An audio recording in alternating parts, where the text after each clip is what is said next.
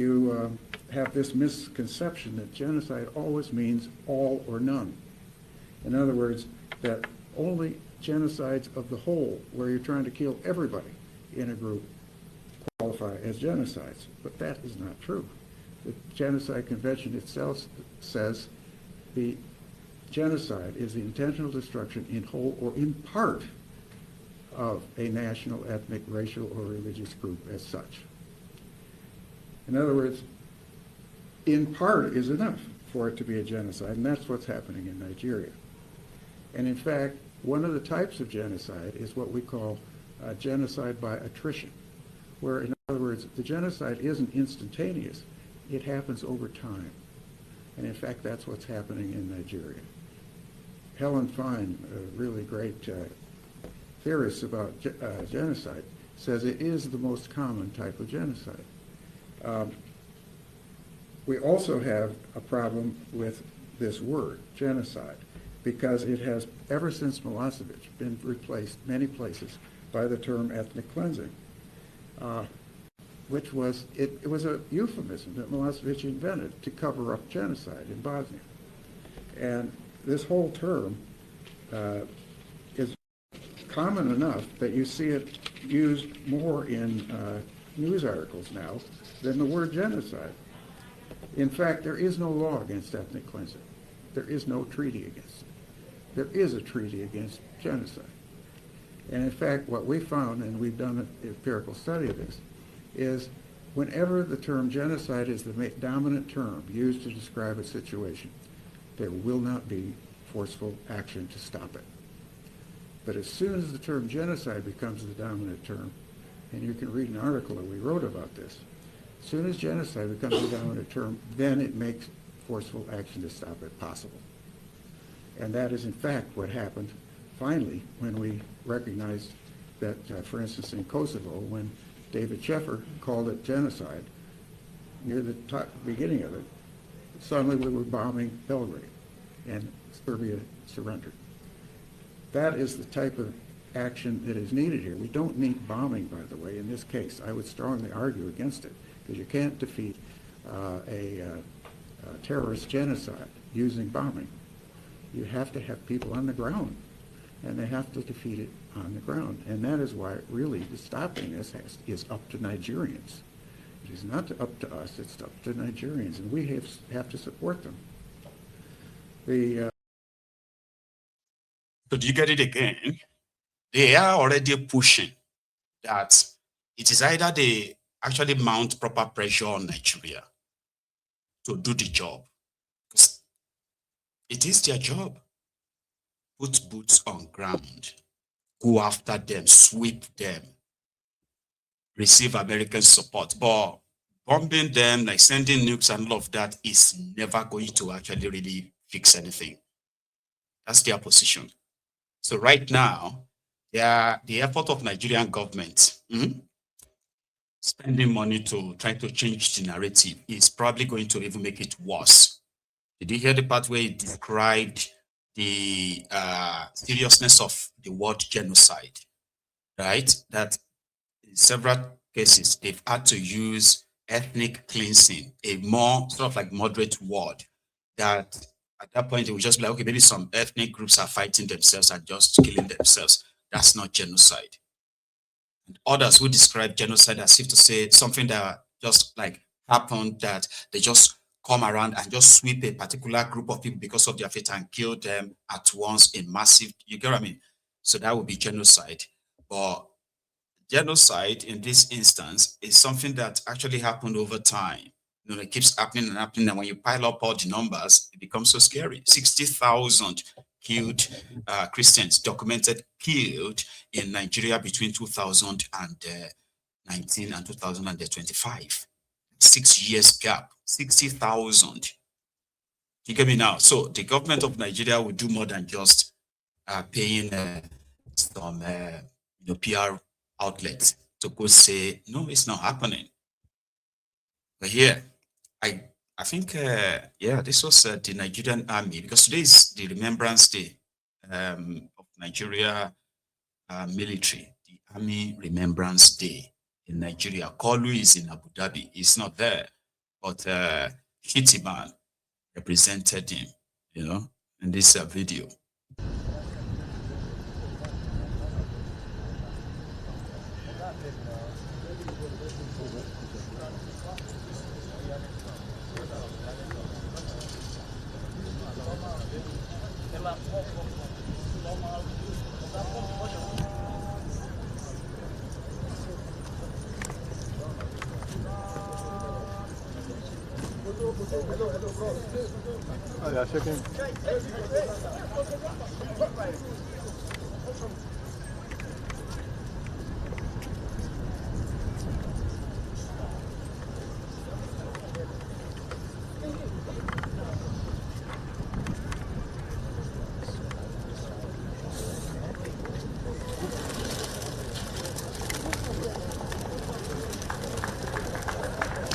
The pigeons had been released, and as they fly away, it is hoped that our beloved country will indeed continue to experience long-lasting peace and prosperity.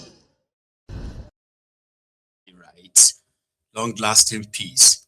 Meanwhile, somewhere in Sokoto, the Nigerian soldiers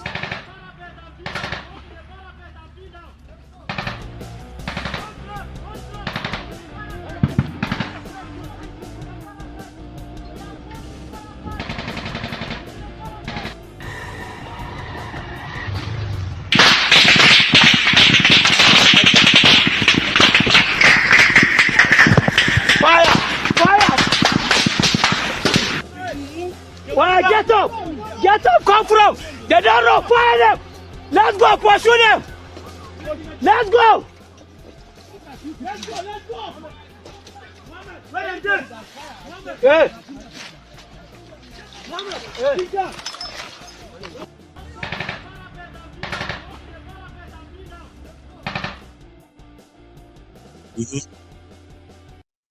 I just give it to them.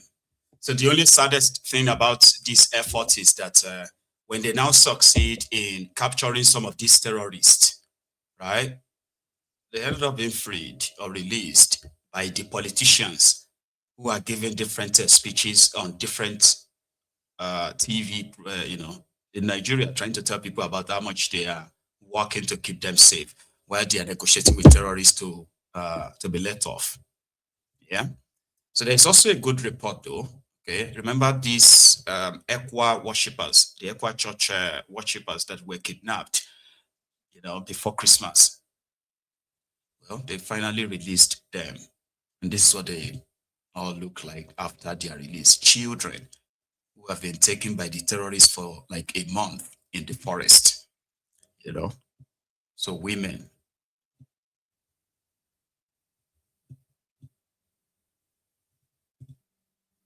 So the terrorists were demanding for 600 million naira. I don't know if they were paid ransom to release these victims, right? But they have been freed from the picture you just sent there, okay? Isaac. Nigerian government, APC-led government, are now paying $9 million to lobby US government that Nigeria is safe, that there is no genocide. $9 million is about 13 to 14 billion naira. 13 to 14 billion naira to lobby. No doubt, APC, this APC, current APC government are the smartest governments in the history of our country. Don't forget, they've had Lagos State for over 25 years. They are very smart. They think very smart. They always find solution to every problem. Spending $9 million, our hard-earned money, to lobby America to say, no, please don't come and bomb us again. We are okay. Look at Morocco. Ordinary Lagos State is richer than Morocco. Currently, Morocco is hosting AFCON. And 2030, Morocco will be hosting World Cup. Morocco has turned to a destination for so many European countries. Oh, this is a sad moment in our country. Look at, for the past 10, 15 years, so many cases of corruption, but nobody is in jail. 95% of the people that are accused of corruption are now the one taking key positions, are now the one making statements, going to TV, radio stations to talk to us in our country. They've successfully put judiciary where they want judiciary to be. So you just hear trillion gone, billion gone, this gone, but nobody is in jail. Over 70% of people that have been accused are back in government. If they are not back directly, they are back indirectly, except the ones that are not supporting this APC government. For some of you that are able, that are opportune to be in Morocco, to see firsthand of what is happening in Morocco, you guys can see now that Muslim is not a bad religion.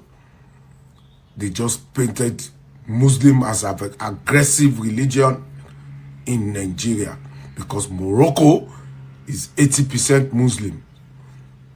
And they all eat together, dine together, come together for the progress of their country. We drove from Marrakesh to Fez. We drove at night, no single pothole, no single roadblock, no fear of kidnapping or adoption, no banditry. Everything was smooth. The security in Morocco is the same as the one they have in Europe, America, UK, Australia, Asia. Federal government paying 9 million to lobby shows that they've got a lot to hide. So much to hide. What a country. Do you know that ordinary Lagos State is richer than Morocco? This is the Morocco that is hosting currently, I repeat, hosting AFCON. And they are about to host World Cup 2030. How did... It is happening already. I warned you and I told you. You may disregard the agitation for Biafra and tag it as nothing. But I'm warning you today. If you continue, the wrath of God will be upon you. As I warned the zoo many, many years ago. If you don't allow we Biafrans to go, that zoological republic called Nigeria will be a worse place than Somalia. And today it is happening. It is happening already. Indeed. So everybody's trying to point fingers. The people who are supposed to do the job, to do the work, protect us. Criminals who are supposed to be in prison, they are in government houses across Nigeria. They are enjoying the privilege of honorable men, honorable women, dishonorable people. Lawbreakers, law criminals are making laws for the whole country. Oh, that's what happened. They made laws called the new tax laws. And it is meant to be in effect right now. So the purpose of the tax law, according to them, this is one I'm going to talk. It's like I'm going to tell you a story. Okay? So please indulge me, because that's how you're going to get it. Okay? They said that Nigerians are paying too many taxes. In order to now harmonize all these taxes together and ensure that the poor people are not taxed. So they now developed a new tax law with a new frame, this and that. Controversies trailed it from the Genesis now to Revelation. people kept raising their concern. The first thing that got people talking was that harmonize all the taxes. Like, what do you mean? Like, you already have all of these laws on taxes and taxation and revenue collections and, redistribution and all that. All these things have been, sorted. So what are you trying to do? So Kolu now told them, he said, they have a template like they did in Lagos. When Kolu became the governor in 1999, this is their story. Lagos was generating 600 million naira annually, which was a lie. But yeah, they've been telling the story repeatedly. So Tifnubu took it by re-engineering the taxation, the that, right? And it took it from that to over 20 billion. Then Fashola came, built on what Tifnubu did, and then Lagos just started generating over 200 billion. And from 600 million, so from 200 billion, Lagos started generating 400 billion.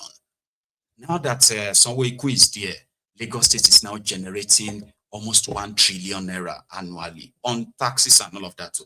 Here you get me now. They said Tifnubu did that, so it's going to do the same thing for Nigeria. So Nigeria will have more money, state will have more money. So the first thing they did was to devalue Nigeria currency. You get me now? Devalued it by over 1,000%. That's another story.